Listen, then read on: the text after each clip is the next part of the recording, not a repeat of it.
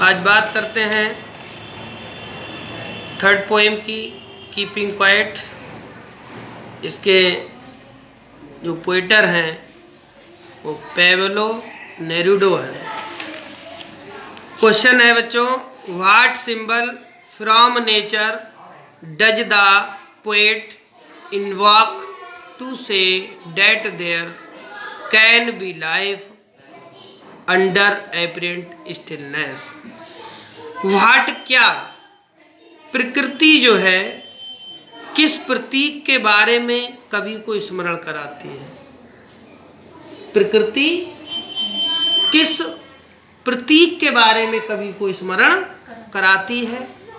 To से ये कहने के लिए, देयर कैन बी लाइफ जीवन जिया जा सकता है, जीवन हो सकता है, अंडर एपरेंट स्टिलनेस शांति के प्रत्यक्ष शांति के अंतर्गत।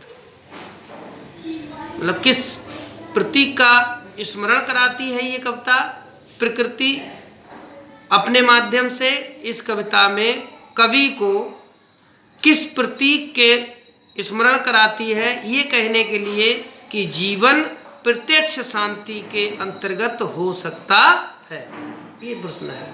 आइए बात करते हैं क्वेश्चन की।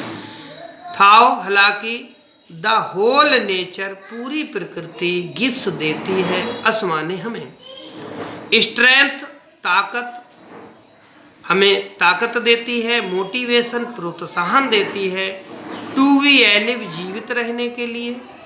बट परंतु इन द पोएम इस कविता में द पोएट जो कवि है रिमाइंड्स स्मरण कराता है थ्रो अर्थ पृथ्वी के माध्यम से।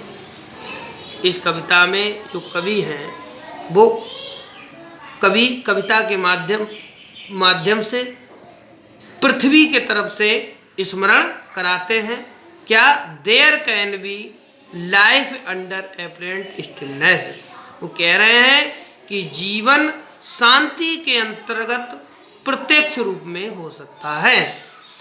आवर अर्थ हमारी जो पृथ्वी है, रेवल्यूज चक्कर लगाती है या मूव्स कंटिन्यूअसली लगातार, नेवर स्टॉप कभी रुकती नहीं है। वो बताते हैं कि जो पृथ्वी है चारों ओर चक्कर लगाती है, वो कभी भी स्टॉप नहीं करती, रुकती नहीं है। विच जिससे टीचीज हमें सीखने को मिलता है, टू गो एंड गो आगे बढ़ते रहना, आगे बढ़ते रहने का उससे मोटिवेशन मिलता है।